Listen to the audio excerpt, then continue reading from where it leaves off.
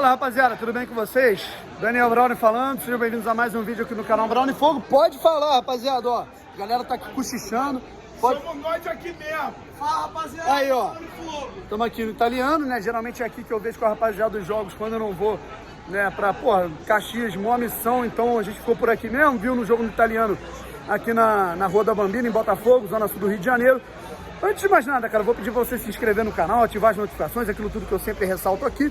E vamos falar um pouco sobre esse jogo que foi um show de horrores, né, em termos táticos, em termos técnicos, praticado pela equipe comandada pelo técnico Alberto Valentim, né, e vamos começar a falar aqui. Vamos lá, gente, né, sobre esse jogo, eu acho que a grande importância, né, o mais importante é o Botafogo classificado para a segunda fase. Espero o resultado do jogo da equipe do Náutico. O Náutico pode ser o próximo adversário do Botafogo na segunda fase. Posteriormente eu posso falar um pouco mais sobre isso, mas o que a gente pode dizer é que o que realmente importa, além da classificação, o Botafogo está classificado, que era obrigação do Botafogo, a honra e tudo mais, situação financeira, né? Quantia milionária na conta do Botafogo, quantia milionária que para alguns clubes pode ser mixaria, mas para o Botafogo é extremamente importante para pagar os salários, para pagar as pendências, dívidas, salários dos funcionários, salários dos jogadores do Botafogo, né? Então uma quantia que é a mais até que a folha salarial do Botafogo. O Botafogo ele realmente estava contando com esse dinheiro para sobreviver, e isso que é o mais importante, mas a gente não pode deixar de ressaltar tudo de ruim que aconteceu nesse jogo de hoje. O Botafogo arrancou um empate contra o Caxias do Sul, na Serra Gaúcha, uma equipe de quarta divisão, né, e conseguiu se classificar graças ao regulamento. O Botafogo só se classificou porque o regulamento dá ao time de fora de casa, o time que atua fora de casa na primeira fase, a vantagem do empate, né? Então o Botafogo se beneficiou desse regulamento, mas foi um show de horrores praticado pela equipe do Alberto Valentim.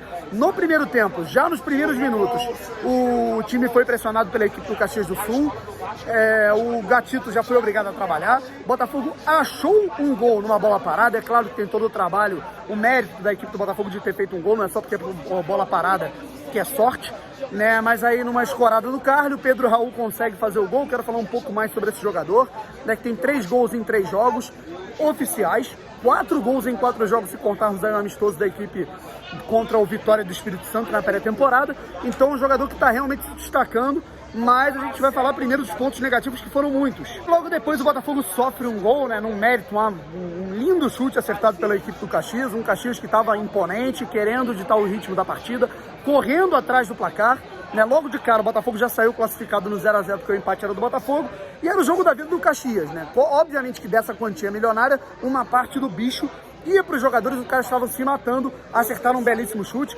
Houve uma discussão bem ampla, tanto aqui no bar, quanto na internet, no Twitter, né, no Instagram, no Facebook, né, em relação a uma falha ou não do Gatito. Eu particularmente não achei falha.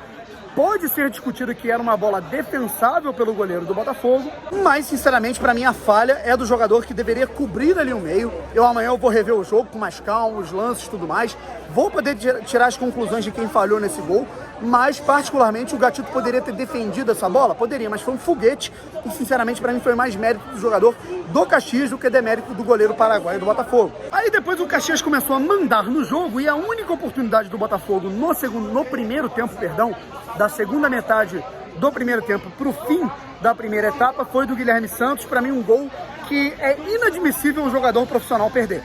Ele que tem um meio campo completamente aberto para ele, era só ele jogar para o meio da área, que tinha um jogador, né, que se eu não me engano era o Pedro Raul, para escorar para dentro do gol. Ele enrolou, carregou, e na hora de colocar para dar o passe, né, ele estava indeciso se ele chutava ou dava o passe para o Pedro Raul. Então ele tentou rolar para o lado, o goleiro Marcelo Pitol conseguiu chegar na bola e o Caxias tirou a bola. Não existe um jogador profissional perder aquele gol. Muito provavelmente esse lance desencadeou na substituição do Guilherme, e o Danilo Barcelos entrou, foi até um pouco seguro no segundo tempo. Outra bola importante no primeiro tempo, não só essa, né, mas no segundo tempo também algumas oportunidades em relação ao Pedro Raul. Em mais uma cabeçada, o Marcelo Pitol fez milagre, é um bom goleiro. Eu falei aqui no pré-jogo que o Marcelo Pitol poderia dar trabalho ao ataque do Botafogo com algumas defesas. E aí, falando do segundo tempo, gente, né, pelo menos na primeira metade do segundo tempo, eu vi um Botafogo um pouquinho melhor. Em relação à primeira etapa, que foi absolutamente pavorosa. O Botafogo conseguiu rodar melhor a bola, é um time melhor, É um time de primeira divisão contra um time de quarta divisão. Então eu não atribuo tanto aos méritos. Eu acho que pode ter sido um desgaste da equipe do Caxias. Eu acho que o time do Botafogo ele tinha a obrigação de criar mais oportunidades, criou algumas chances, mas ainda assim foram poucas chances criadas, e aí, a partir do momento que o tempo ia passando, o Botafogo ia sentando no resultado, ia tentando administrar, colocar o regulamento debaixo do braço e segurar o resultado de 1-1, que dava a classificação ao Botafogo. Aí começou a sofrer. O time do Caxias, que é experiente, que tem um time de quarta divisão, tem um orçamento pequeno, obviamente, né, mas é um time que não é bobo, né, que tem algumas peças que tecnicamente dão algum trabalho e fizeram a defesa do Botafogo trabalhar. Eu diria que justamente pelo afobamento, a equipe do Caxias do Sul não conseguiu chegar ao segundo gol. Tiveram diversas oportunidades em que a equipe do Caxias, né, os jogadores eles poderiam ter rolado a bola um pouco pro lado, né, tinha um companheiro livre, poderia ter passado, e os caras chutavam de longe, isolavam a bola, tentavam um drible a mais. Então foi mole do Caxias também. E para ser justo aqui também, gente, isso daqui é um canal do Botafogo, esse é um canal que é imparcial, né? Apesar de falar do Botafogo, a gente travar aqui o dia a dia do Botafogo, eu sou botafoguense de coração, mas na hora de analisar uma partida, a gente tem que ser imparcial, né? Na minha opinião, no lance em que houve o cruzamento, a bola bateu na mão do Marcelo, pênalti claro para a equipe do Caxias. Esse pênalti poderia ter mudado o resultado do jogo, então, na minha opinião, o Caxias foi prejudicado. Se o Caxias faria o gol de pênalti, né, se seria realmente classificado ou não, é outra história. Mas realmente o Caxias foi prejudicado por conta desse lance. O Botafogo conseguiu escalar o Pedro Raul, teve condições de jogar, a gente viu ele em alguns momentos sentindo a coxa, né, sentindo algum tipo de desconforto, mas é um jogo que ele poderia se sacrificar, e se sacrificou muito bem. Mas aí a gente teve o Luiz Fernando com febre, né, então, sinceramente, eu acho que deveria ter sido colocado um outro ponta, o Juan ou o Lecaros, né, então aí o Valentim ele tenta inventar, tendo outros jogadores para compor, né, para serem colocados aí no lugar do Luiz Fernando, que estava com febre, que não pôde atuar. Ele colocou o Thiaguinho na ponta, né, para ter uma recomposição um pouco mais forte. Na minha opinião, o Thiaguinho foi até não foi muito bem, né, na recomposição. Atacando, para mim, foi nulo, né, preencheu o meio de campo com o Alex Santana, que é um jogador de ruptura, que na minha opinião, né, também não conseguiu, né, ter nada de concreto. Aí no fim do jogo, né, foi colocado o Navarro no lugar do Bruno Nazário, que estava sentindo um pouco, né, eu não sei exatamente o que ele estava sentindo, mas ele estava mancando um pouco antes de sair, né, do gramado para a entrada do Navarro. Muito provavelmente o Valentim queria uma profundidade maior, os jogadores que pudessem reter um pouco a bola no campo ofensivo, já que o Botafogo estava sofrendo muito lá atrás. E aí no último minuto, que para mim foi completamente, né, tudo bem que o Canu é um zagueiro, né, aí você tira um jogador que não é de defesa, que é o Luiz Henrique, para a entrada do Canu, né, mas na minha opinião, né, não fez muito sentido, na medida que faltava 30 segundos aí pro fim da partida, você coloca um outro jogador e adia o fim do jogo.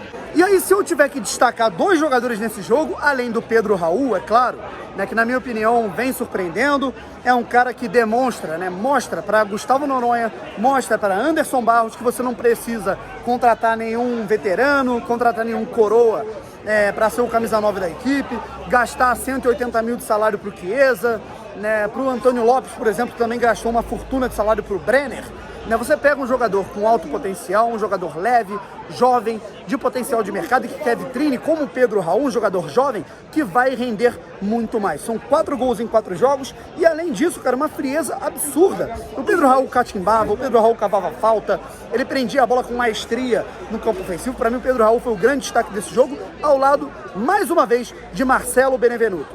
Sem Marcelo, eu diria que o Botafogo poderia ter sido eliminado desse jogo contra o Caxias do Sul. Né, então, mais uma vez, soberano o zagueiro do Botafogo, sinceramente, não tenho dispenso comentários para a partida, principalmente de Marcelo Benevenuto e Pedro Raul. Bom, pessoal, eu acho que eu tô aliviado, eu não diria que eu tô feliz, não diria que eu tô empolgado, eu diria que eu tô aliviado pela situação do Botafogo ter conseguido a classificação em Caxias do Sul. Estou muito aliviado, mas muito, muito preocupado, porque além de uma atuação ruim, o Botafogo só se classificou pelo regulamento. Empatou com o Caxias, não venceu. Sinceramente, cara, eu não sou um cara, né, eu acho que para quem me acompanha aqui, eu não sou um cara que eu gosto de prezar. Por mais que eu tenha, né, as minhas pretensões em relação a treinador, né, as minhas filosofias, aquilo que eu prezo como bom futebol ou não, né, as minhas opiniões, eu não gosto de fazer campanha contra treinador. né? Mas eu compreendo quem está fazendo um fora Valentim. Eu compreendo porque realmente o futebol está sendo muito mal desempenhado dentro de uma filosofia. Né? O time é limitado, o time é ruim mesmo, não tem o que fazer. Né? Eu acho que esse discurso ele é muito confortável. Né? E na minha opinião, dentro da filosofia de jogo do Valentim, de ataque rápido, de prioridade de chegar ao ataque rápido, né? de uma defesa, como é que eu posso dizer, de mobilidade em bloco, eu acho que dentro dos conceitos trabalhados pelo Alberto Valentim, que já são conceitos simplórios, ele mesmo falou isso em alguns momentos, em algumas entrevistas dele, são conceitos mais simples por conta da limitação da equipe, está insuficiente. Então eu compreendo quem está fazendo essa hashtag, né? Embora eu não faça, eu não fiz nem com o Marcos Paquetá, né? Que para mim foi o pior treinador que passou pelo Botafogo nos últimos anos, porque eu tenho respeito por quem trabalha lá, apesar de torcedor, eu sou jornalista, eu cubro, então eu tenho que ter respeito. Mas eu compreendo quem está fazendo essa campanha. Então, galera, muito, mas muito a melhorar, muito a produzir, e o Alberto Valentim, cara, ele vai ter que penar ainda mais, vai ter que penar muito, mas muito mais para conseguir a confiança da torcida do Botafogo. O que está acontecendo com o Alberto Valentim nesse momento, rapaziada, é muito parecido com o que aconteceu com ele ano passado, é exatamente um ano, no Vasco da Gama. Ah, tá invicto na Taça Guanabara, tem que dar um respaldo. Ah, classificou no empate, né, com o Vasco da Gama, também classificou com empate em 2019 na Copa do Brasil, tem que dar tempo. Né? Não desempenhou e ele acabou sendo demitido, né, sendo vice-campeão do Campeonato Carioca. Então é uma coisa para a torcida do Botafogo acabar se preocupando e também ficar preocupada por conta da situação aí da segunda fase da Copa do Brasil. Lembrando, já falei isso aqui em alguns vídeos, o Botafogo não se classificou pelo critério do campeonato estadual. O Botafogo se classificou por conta do ranking da CBF, né, por conta da incompetência do Zé Ricardo, né, daquele time que ficou em 6º, 7º lugar no Campeonato Carioca. O Botafogo deve jogar fora de casa se o Náutico passar na segunda fase, e aí não tem critério de empate para o Botafogo, empate é pênalti, então pedreira para o Botafogo. Essa Copa do Brasil vai dar muito trabalho para o Valentim, para o grupo e principalmente no psicológico do torcedor do Botafogo. Pessoal, vamos ficando por aqui, até a próxima. Peço para que você se inscreva no canal, ative as notificações, porque ao longo, até o jogo de domingo contra o Fluminense, a gente vai falar muito, mas muito, vai ser uma cobertura completa de Honda. Estarei no aeroporto para recepcionar o jogador na sexta e estarei cobrindo a chegada dele, a apresentação dele no Newton Santos no sábado. Então, um forte abraço, até a próxima. Fui!